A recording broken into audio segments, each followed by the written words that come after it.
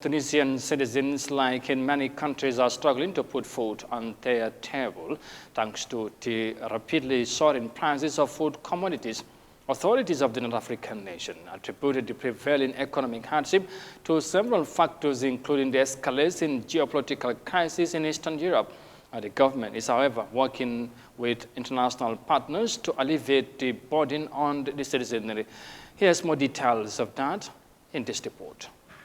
Tunisia's state-run statistics agency says food situation in the first half of year indicates a sharp deterioration in citizens' overall purchasing power. This is amid an unprecedented rise in food balance deficit, which authorities have blamed on the Ukraine crisis. Cost of living in Tunisia has surged in recent months, with inflation accelerating to 8.1% in June. Consumers say the situation is getting worse. All food products are more expensive. The hike is around 50% and not 8% as the government claims. Putting food on the table is a daily problem. Our purchasing power is at the lowest level. This situation is unbearable. Authorities said that the food trade balance posted a deficit of $494 million in June 2022 against $255 million during the same period in 2021. This deficit is mainly due to the increase in the rate of grain imports, sugar and vegetable oils, which rose by between 49% and 141% during this period. Consumers are angry, but we are also victims of this food crisis and the food balance deficit. I increased the purchasing budget by more than 50%, but I cannot fill my store with fresh food products.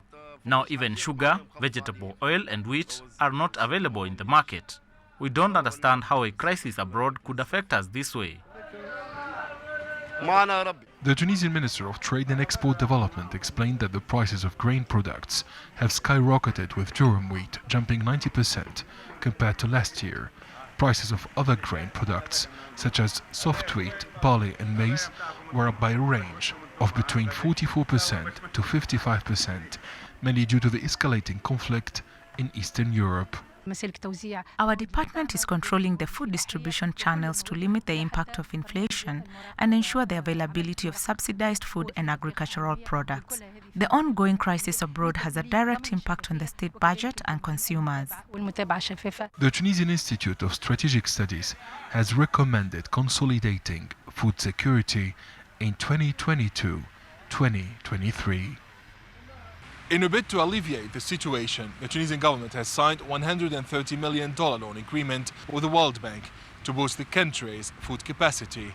This financing will also support Tunisia's capacity